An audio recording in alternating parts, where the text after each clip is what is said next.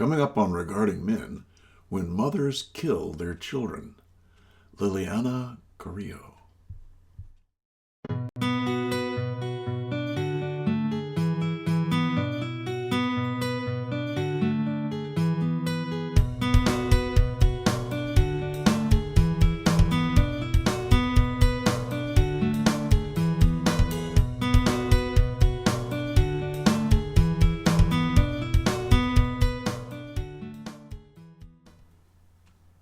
Hello, everyone, and welcome to Regarding Men, where we hold men in high regard and where red pill isolation comes to die.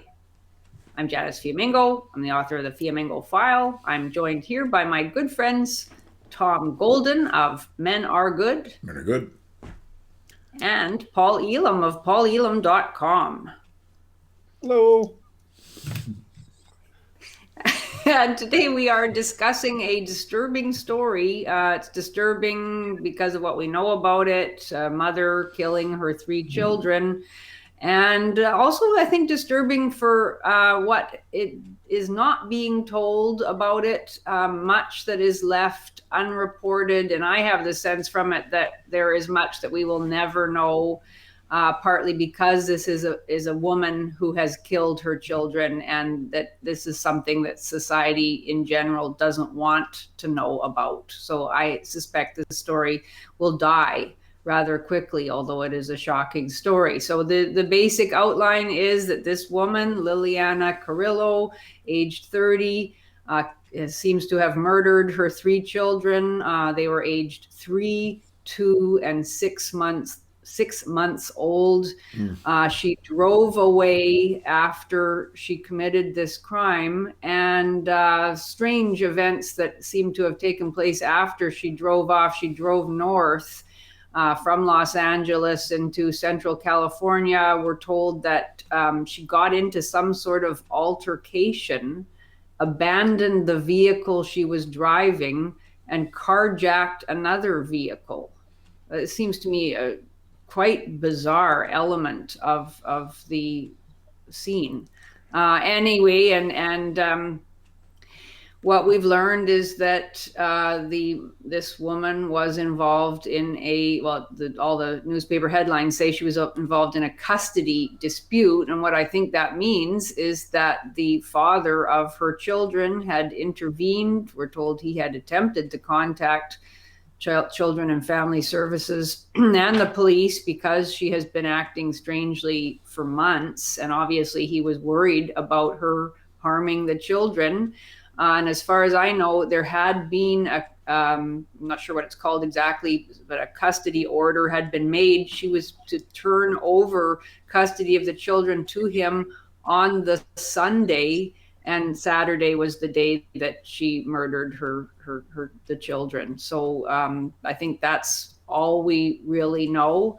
And the thing that worries me most, I guess, is that I suspect nothing is going to be done really about this story, because it's a story that doesn't fit the popular narratives about male violence and the need to protect women.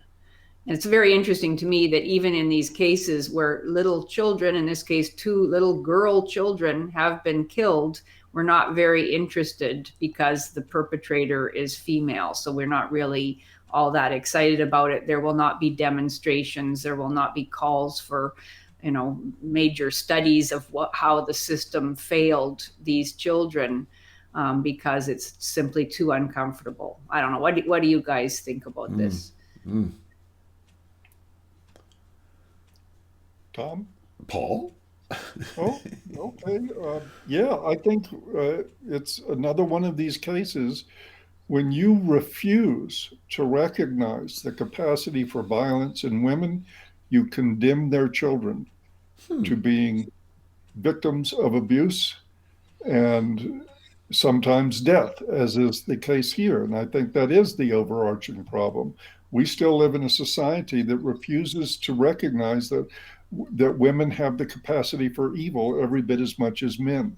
Yes. And so this is going to be, as Janice pointed out, a terribly shocking story that dies a very quick death in the media, because we can't talk about this. I mean, the woman fled the scene. In most legal areas, you would recognize that as consciousness of guilt, that this is, somebody fleeing from the scene of a horrific crime. And apparently she was willing to go commit more crimes to continue her flight from the scene. And I don't think you're going to see reporting on that. I don't see the Guardian or anybody else doing lengthy articles about what went on in this case. I think it's just another case. These children are dead. They're going to be buried, and society will want to forget about it happening as quickly as possible. I mean, we point this out as a media problem. It's actually a social problem. It's the whole society does not want to hear what happened here. Now, if it had been the father who butchered the sons the way the mother did in this case, and who had fled and hijacked a car to get away, this would be wall-to-wall, coast-to-coast coverage on every media outlet, and it would be another example of the evil of men. And they would probably try to connect the father to men's rights groups or to an incel crowd or to something like that to prove it was even more evil. But no, this mother butchered her children. They said that the first responders that came in, I read, had to get counseling because this scene was so grisly, so horrifying. And of course, it involved a six-month-old infant. Just seeing that, I could understand why people are destroyed and why they might not want to talk about it. But it shouldn't be avoided simply because the murderer happened to be a woman in this case. Oh, but it is. It is avoided. Even in the research, you find that sometimes it's avoided. There's controversy in the research about maternal filicide, which is mothers killing their children, and paternal filicide. And there's one camp that says 2/3 of these killings are done by women. And then there's another camp that says, no, it's about half and half. So at least they admit that it's half and half. I mean, that's not bad. But I think the Resnick is the top researcher on this, and he kind of says it's probably 2/3. I think he says 2/3 women, 1/3 men.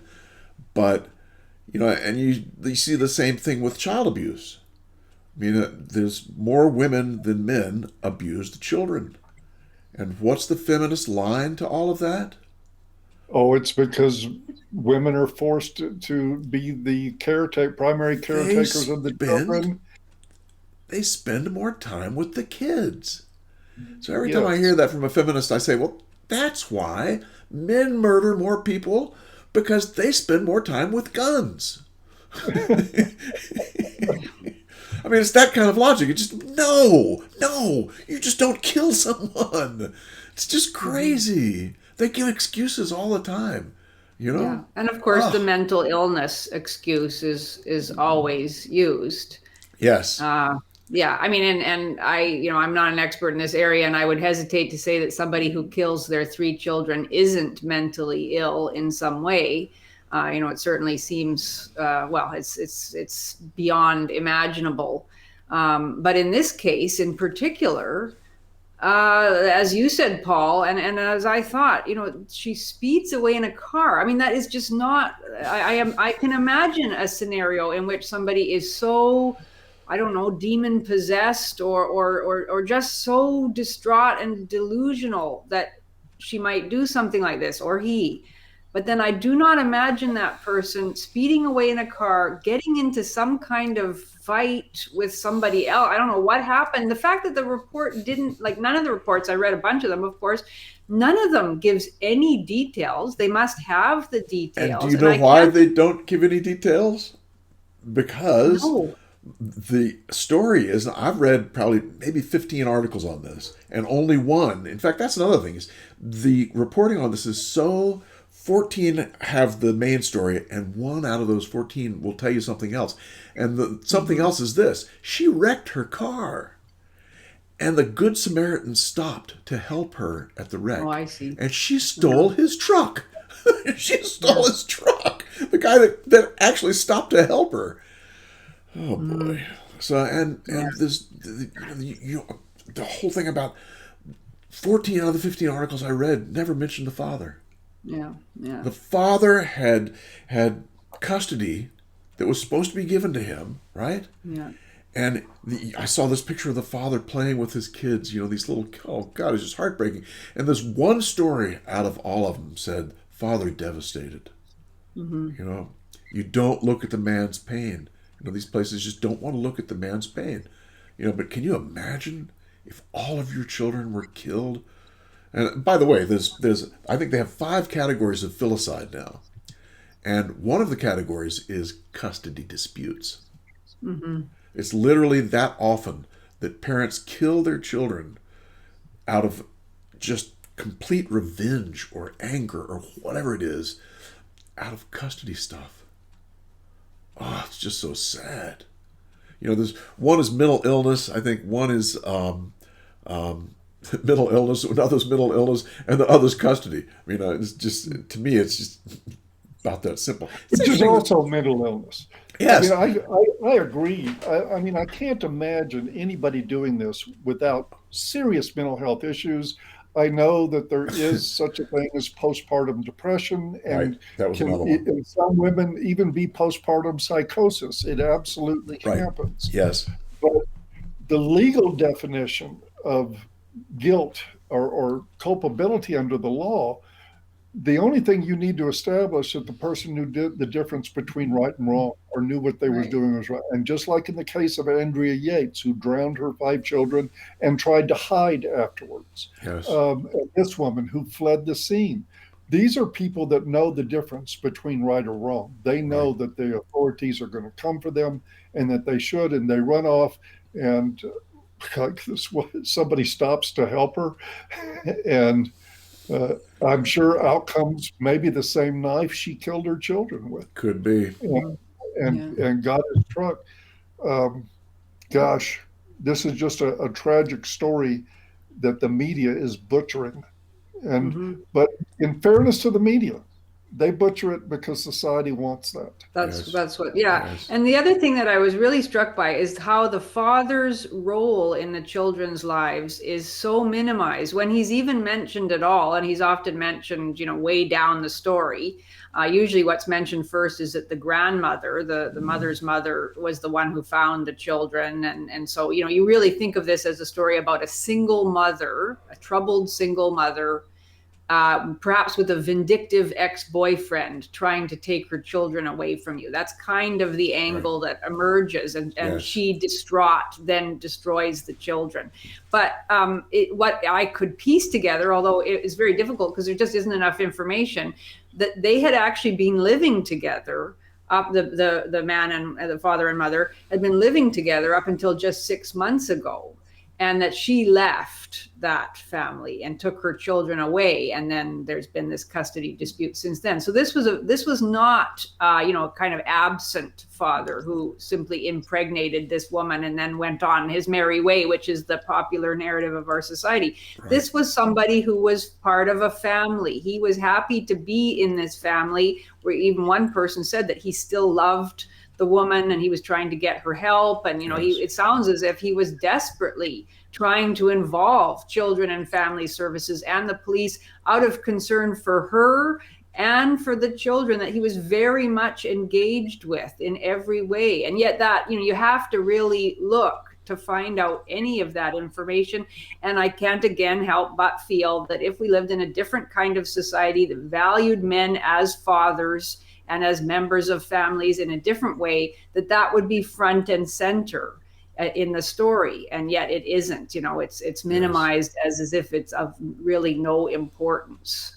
Yes. You can always tell who gets compassion in an article by whose story is told. Yeah, exactly. They don't tell the story of the father.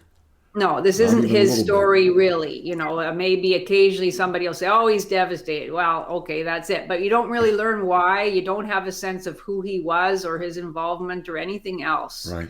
And that's the thing that is so disturbing, is that, there is no community that is going to stand up and say, what happened? We don't know the extent of what was going on before, the extent of this man's attempts to involve family and children's services, like and I doubt we'll ever know. And there is not going to be a community uprising saying, how could this have taken place and how can we guarantee that it never will again?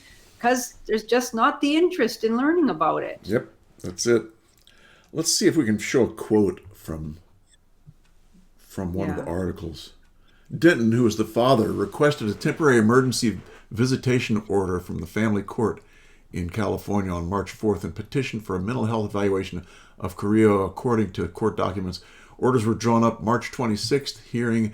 Another hearing in the case was scheduled for April 14th. In response, Carrilla sought a temporary domestic violence restraining order against Denton on March 12th.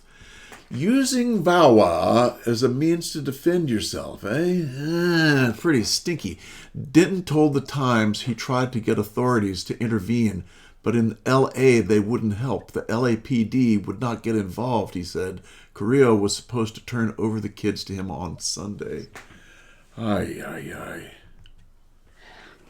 And I read several articles on this too, Tom, and I never ran across that. I mean, that was a story that's been absent in all the coverage I went after. Yes. And still lacking. There's still a great deal. There is much more of a story there. One, if he was awarded custody, there was evidence of something wrong with the mother, or he would have never been awarded any kind of custody, especially if she was fighting it, which it was obvious that she was. Yes. She was making false accusations, I'm assuming, accusing him of domestic violence in order to get a leg up, and she still lost. I want to know the more details. What was happening with this woman that had made it so obvious, even to our court system, that she should not have custody of these children? There is something huge missing from this story, and I doubt that we'll ever read about it in any media. Exactly right. I think that's exactly right, Paul. Yeah, gynocentrism rears its ugly head. Yeah. It rears its ugly head, and 3 children are dead because of it. Yes. And that's a story that really does need to be told. We just had this discussion in our review of Kramer versus Kramer, and I asserted that in the truth, if you really start looking at what goes on in family courts, you run into a lot more problems than was ever expressed in that movie. This is part of it. Yes.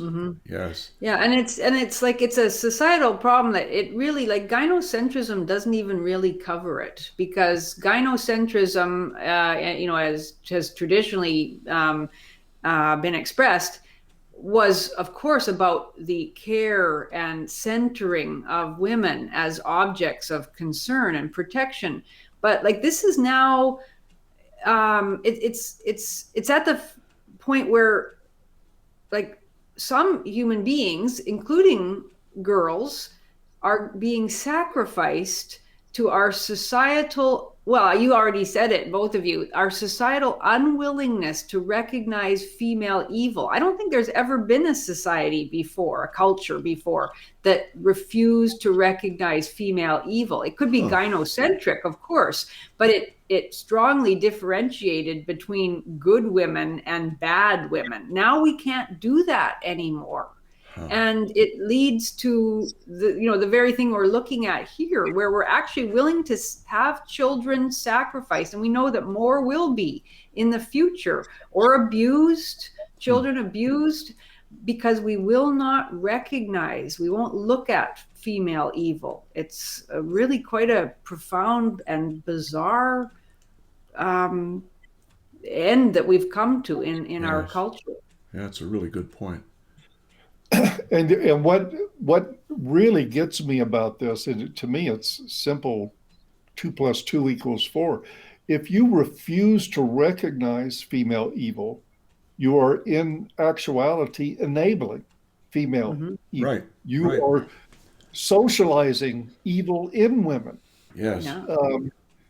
And gosh, and now some of this comes out with dead children. A lot of it, more often, I think, comes out to very, very disrupted, harmed lives in adults. gosh, it's just an awful situation. And it's awful that 2021, we live in a society that just can't talk about a problem honestly. It's amazing. Yeah. Yeah, it is. Crazy, crazy. Mm. No. Well, I don't know if there's any more to say. I agree. Yeah. What a horrible, horrible story. Yeah, I think the major point that both of you made was that, we're not really able to see female evil. And in fact, it's gotten even worse than that lately with some political pieces. You're not able to see the evil in them either. It's like evil has become accepted within certain realms. Yeah. Rewarded. Yeah. Rewarded. And your culture is in trouble if you have no discrimination about that. Yeah. In deep trouble. And I think it's safe to say our culture's in trouble. No. I know that may be hard for some to believe, but I think we have a few problems. Yes, I think you're right.